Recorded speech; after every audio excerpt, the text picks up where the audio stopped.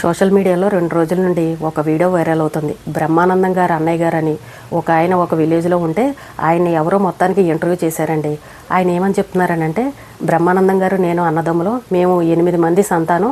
అయితే ఇప్పుడు ఒక తల్లికి పుట్టిన వాళ్ళమే, కానీ బ్రహ్మానందం నేను ఎప్పుడు కూడా మాట్లాడుకోవట్లేదు, మాతో మాట్లాడడం మానేశాడు. చాలా సంవత్సరాలైంది. ఒరే అన్నయ్య ఎలా ఉన్నావని ఒక్క నిమిషం ఏదో ఒక సమయంలో ఫోన్ చేసి పలకరించుంటే ఎంత బాగుండేదని చెప్పేసి ఆయన నిన్న ఒక ఇంటర్వ్యూలో చెప్పారు. ఇప్పుడు అది సోషల్ మీడియా అంతా కూడా అది వైరల్ అయింది.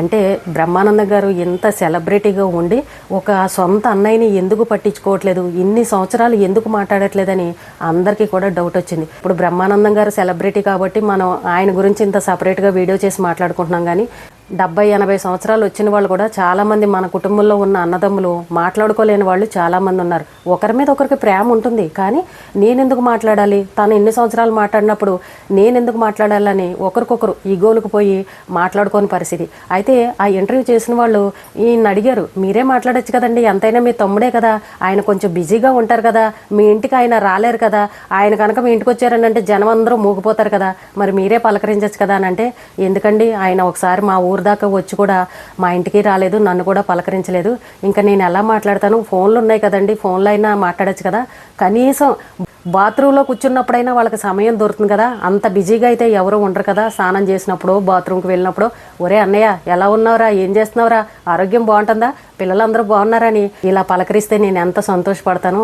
బాత్రూమ్కి వెళ్ళినప్పుడు కూడా మాట్లాడలేని పరిస్థితుల్లో అయితే ఎవరూ ఉండరు కదా అని పాపం ఆ పెద్ద ఆయన చెప్తుంటే చాలా బాధగా అనిపించింది. సోషల్ మీడియా అంతా కూడా అది వైరల్ అయింది. కానీ బ్రహ్మానందం గారు మరి ఎందుకు ఆయన్ని పట్టించుకోవట్లేదో తెలీదు. పోనీ వీళ్ళకి ఏమన్నా ఆస్తి తగాదాలు ఉన్నాయనంటే వాళ్ళంతా బాగా ఉన్నత స్థాయిలో ఉన్నవాళ్ళు కూడా కాదు.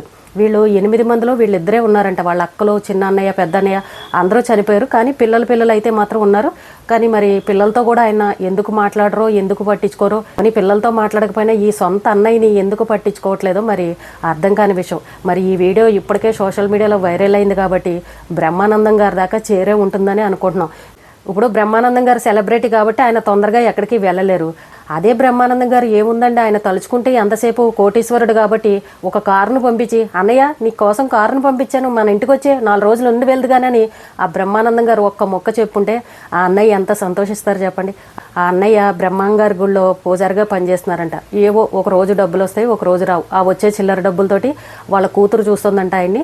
ఆయన ఏదో ఆరోగ్యంగా కొంచెం బాగానే ఉన్నారు, కూతుళ్ళు బాగానే చూసుకుంటారు, ఆయన ఏదో జీవితం అలా గడుస్తుంది. మన సొంత పిల్లలు ఎంత చూసినా తోడబుట్టిన వాళ్ళ మీద ప్రేమ ఉంటుంది కదండి.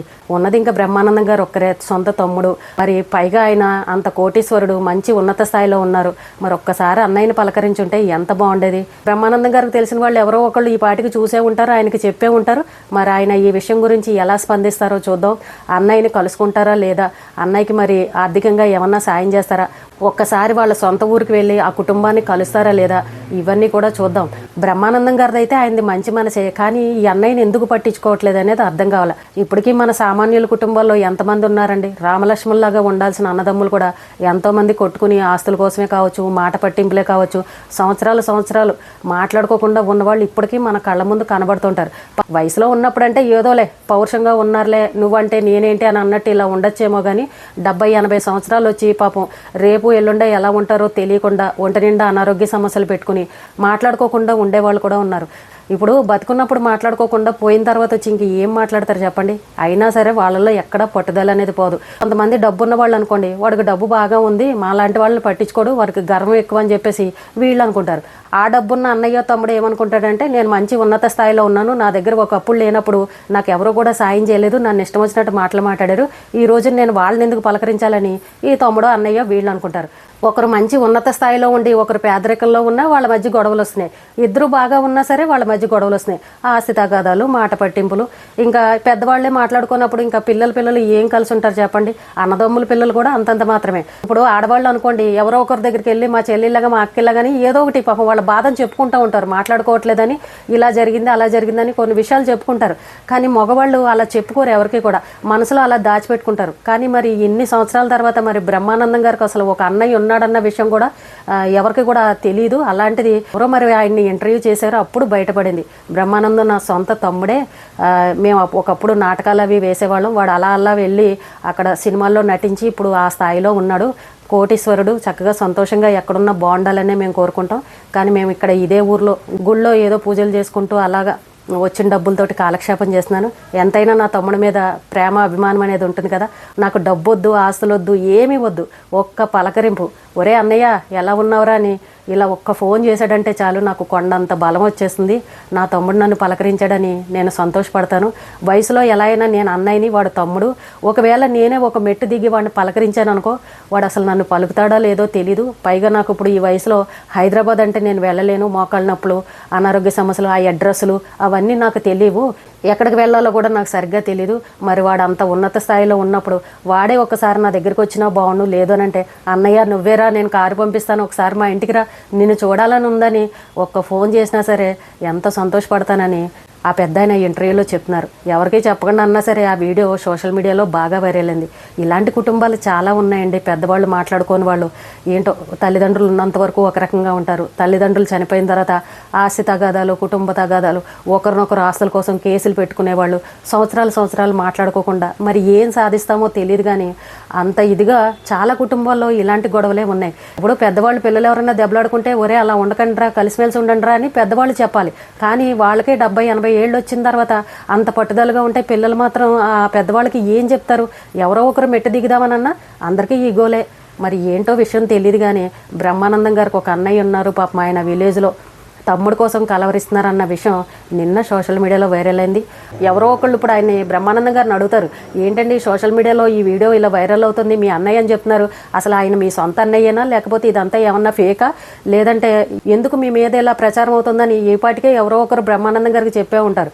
కొంతమంది ఏమంటున్నారనంటే బ్రహ్మానందం గారిని బ్యాడ్ చేయాలని చెప్పేసి ఇలాంటి ప్రచారం అంతా చేస్తున్నారు, కావాలనే ఆయన ఏదో రకంగా తగ్గిద్దామన్న ఉద్దేశంలో ఇలా చేస్తున్నారని కొంతమంది అంటున్నారు. వయసులో అంత పెద్ద అయినా గుళ్ళో పూజలు చేసుకుంటూ బతుకుతున్నారు. ఎందుకు ఆయనకు అబద్ధం చెప్పాల్సినంత అవసరం ఏంటి?